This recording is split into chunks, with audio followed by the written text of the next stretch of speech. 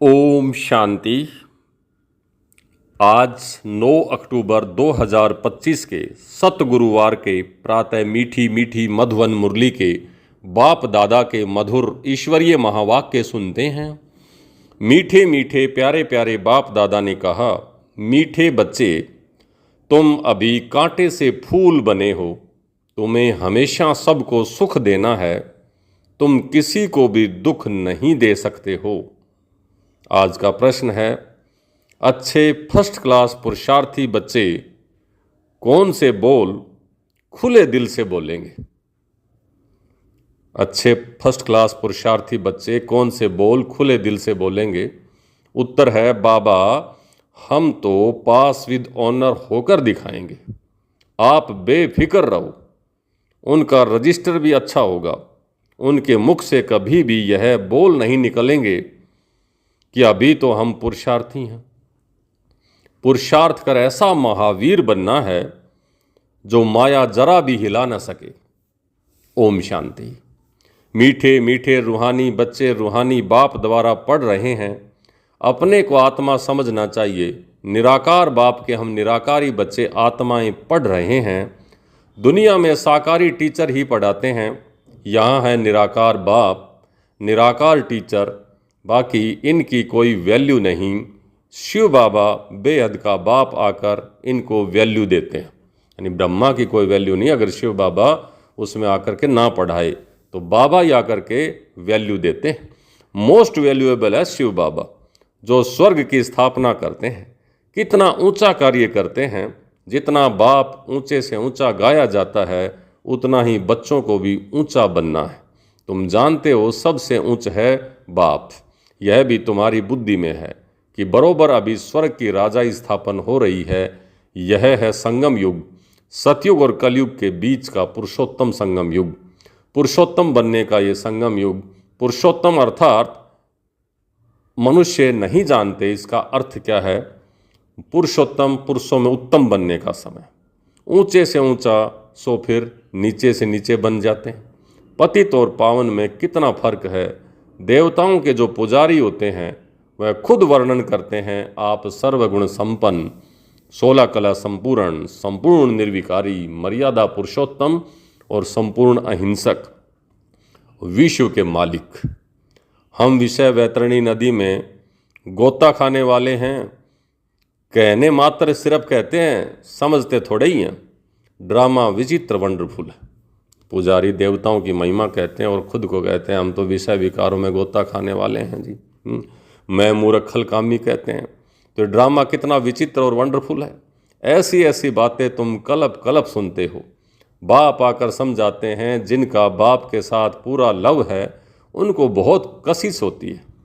अब आत्मा बाप को कैसे मिले? मिलना होता है साकार में। निराकारी दुनिया में तो कशिश की कोई बात ही नहीं है।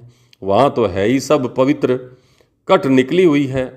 कशिश की बात वहाँ नहीं, लव की बात यहाँ होती है। ऐसे बाबा को तो एकदम पकड़ लो।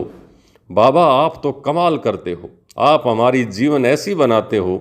बहुत लव चाहिए। लव क्यों नहीं है? क्योंकि कट चढ़ी हुई है। याद की यात्रा के सिवाय कट निकलेगी नहीं। इतने लवली नहीं बनते हैं। तुम फूलों को तो यहाँ ही खिलना है, फूल बनना है, तब फिर वहाँ जन्म जन्मांतर फूल बनते हो। कितनी खुशी होनी चाहिए। हम कांटे से फूल बन रहे हैं। फूल हमेशा सबको सुख देते हैं। फूल को अब अपनी आँखों पर रखते हैं, उनसे खुशबू लेते हैं, फूलों का इत्र बनाते हैं, गुलाब का जल बनाते हैं। बाप तुमको कांटों से फूल बनाते हैं, तो तुम बच्चों को खुशी क्यों नहीं होती है? बाबा तो वंडर खाते हैं। शिव बाबा हमको स्वर्ग का फूल बनाते हैं। फूल भी पुराना होता है तो फिर एकदम मुरझा जाता है। तुम्हारी बुद्धि में है अभी हम मनुष्य से देवता बनते हैं। तमो प्रधान मनुष्य और सतो प्रधान देवताओं में कितना फर्क है, यह भी सिवाय बाप के और कोई समझा ना सके। तुम जानते हो हम देवता बनने के लिए पढ़ रहे हैं। पढ़ाई में नशा रहता है ना। तुम भी समझते हो हम बाबा द्वारा पढ़कर विश्व के मालिक बनते हैं। तुम्हारी पढ़ाई है फॉर फ्यूचर, भविष्य के लिए। फ्यूचर के लिए पढ़ाई कभी सुनी है? तुम ही कहते हो हम पढ़ते हैं नई दुनिया के लिए। नए जन्म के लिए कर्म अक्रम विक्रम की गति बाप ही समझाते हैं। गीता में भी है, परंतु उसका अर्थ गीता वालों को थोड़े ही पता है। अभी बाप द्वारा सुनते हैं और तुम बाप द्वारा सुनते जाओ कि सतयुग में कर्म अक्रम हो जाता है, फिर रावण राज्य में कर्म विक्रम होना शुरू होता है। 63 जन्म तुम ऐसे कर्म करते आए हो, विकर्मों का बोझा सिर पर बहुत है, सब पाप आत्माएं बन गए हैं। अब यह पास्ट के विक्रम कैसे कटेंगे तुम जानते हो। पहले सतो प्रधान थे, फिर 84 जन्म लेते हैं। बाप ने ड्रामा की पहचान दी है।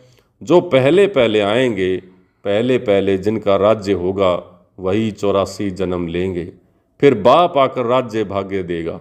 अभी तुम राज्य ले रहे हो और समझते हो हमने कैसे 84 का चक्र लगाया है। अब फिर पवित्र बनना है। बाबा को याद करते करते आत्मा पवित्र हो जाएगी, फिर यह पुराना शरीर खत्म हो जाएगा। बच्चों को अपार खुशी होनी चाहिए। यह महिमा तो कभी भी कहाँ नहीं सुनी कि बाप बाप भी है, टीचर भी है, गुरु भी है। सो भी तीनों ही ऊंचे से ऊंचा है। सत बाप, सत टीचर, सत गुरु, तीनों ही एक ही है। अभी तुमको वासना आती है। बाबा जो ज्ञान का सागर है, सभी आत्माओं का बाप है, वह हमको पढ़ा रहे हैं, युक्ति रच रहे हैं। मैगजीन में भी अच्छी अच्छी पॉइंट्स निकलती रहती हैं। हो सकता है रंगीन चित्रों की भी मैगजीन निकले, जो आजकल निकल रही है। सिर्फ अक्षर छोटे छोटे हो जाते हैं, चित्र तो बने हुए हैं, कहाँ भी कोई बना सकते हैं। ऊपर से लेकर हर एक चित्र का ऑक्यूपेशन तुम जानते हो। शिव बाबा को भी ऑक्यूपेशन तुम जानते हो। बच्चे बाप का ऑक्यूपेशन जरूर बाप द्वारा ही जानेंगे ना। तुम कुछ भी नहीं जानते थे। छोटे बच्चे पढ़ाई से क्या जाने, 5 वर्ष के बाद पढ़ना शुरू करते हैं। फिर पढ़ते पढ़ते कई वर्ष लग जाते हैं उच्च इम्तिहान पास करने में। तुम हो कितने साधारण और बनते क्या हो विश्व के मालिक। तुम्हारा कितना श्रृंगार होगा, गोल्डन स्पून इन माउथ। वहाँ का तो गायन ही है। अभी भी कोई अच्छे बच्चे शरीर छोड़ते हैं तो बहुत अच्छे घर में जन्म लेते हैं, तो गोल्डन स्पून इन माउथ मिलता है। इन एडवांस तो जाएंगे ना, किसी के पास तो जाएंगे, तो कर्म अनुसार जाते हैं। अच्छे कर्म किए हैं तो अच्छे किसी मल्टी मिलियनर के घर जन्म ले लेंगे, बुरे कर्म किए हैं तो किसी साधारण घर में जन्म ले लेते हैं।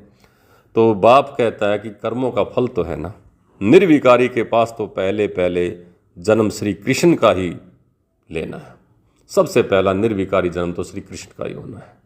बाकी तो जो भी जाएंगे विकारी के पास ही जन्म लेंगे, परंतु गर्भ में इतनी सजाएं नहीं भोगेंगे। बड़े अच्छे घर में जन्म लेंगे, सजाएं तो कट गई, बाकी करके थोड़ी होंगी, इतना दुख नहीं होगा। आगे चल देखना, तुम्हारे पास बड़े बड़े घर के बच्चे प्रिंस प्रिंसेस कैसे आते हैं। बाप तुम्हारी कितनी महिमा करते हैं। तुमको हम अपने से भी ऊंच बनाता हूँ। जैसे कोई लौकिक बाप बच्चों को सुखी बनाते हैं, 60 वर्ष हुए बस खुद वानप्रस्थ में चले जाते हैं, भक्ति में लग जाते हैं। ज्ञान तो कोई दे न सके, ज्ञान से स्वर्ग की सदगति मैं करता हूँ। तुम्हारे निमित्त सबका कल्याण हो जाता है, क्योंकि तुम्हारे लिए जरूर नई दुनिया चाहिए। तुम कितने खुश होते हो। अब वेजिटेरियन की कॉन्फ्रेंस भी तुम बच्चों को निमंत्रण मिला हुआ है। बाबा तो कहते रहते हैं हिम्मत करो। दिल्ली जैसे शहर में एकदम आवाज़ फैल जाए। दुनिया में अंधश्रद्धा का भी भक्ति बहुत है। सतयुग त्रेता में भक्ति की कोई बात नहीं होती, वह डिपार्टमेंट अलग है। आधा कल्प ज्ञान की प्रारब्ध भोगते हो। तुमको 21 जन्म का वर्षा मिलता है।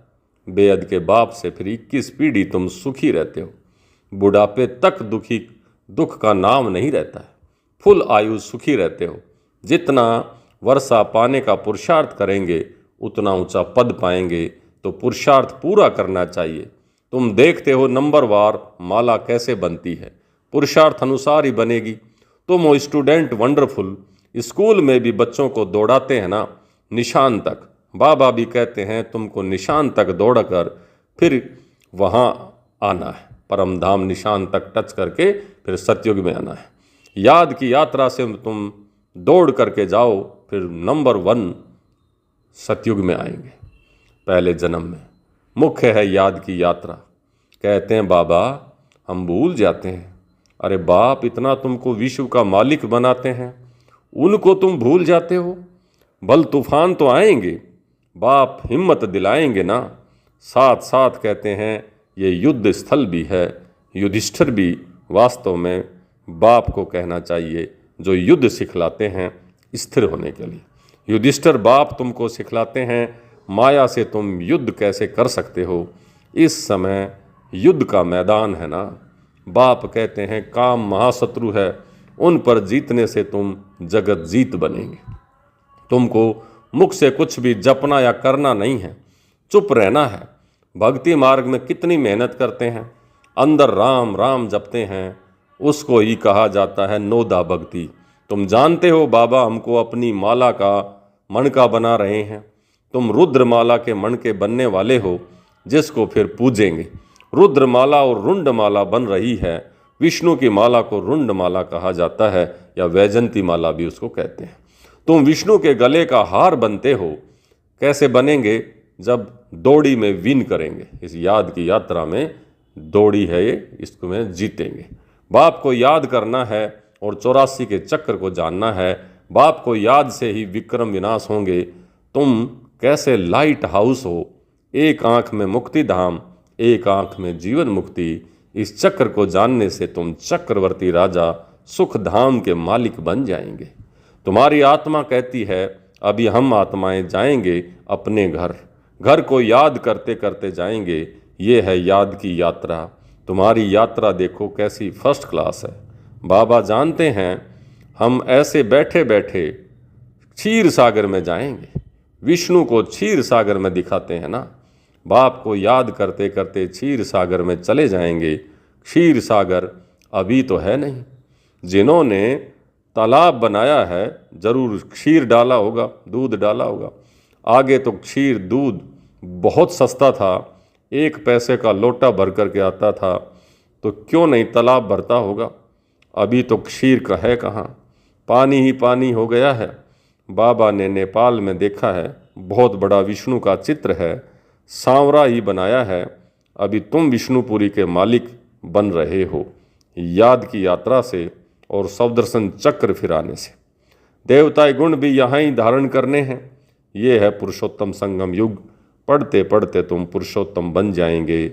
आत्मा का कनिष्ठपना खत्म हो जाएगा, छूट जाएगा। बाबा रोज रोज समझाते हैं नशा चढ़ना चाहिए। कहते हैं बाबा पुरुषार्थ कर रहे हैं।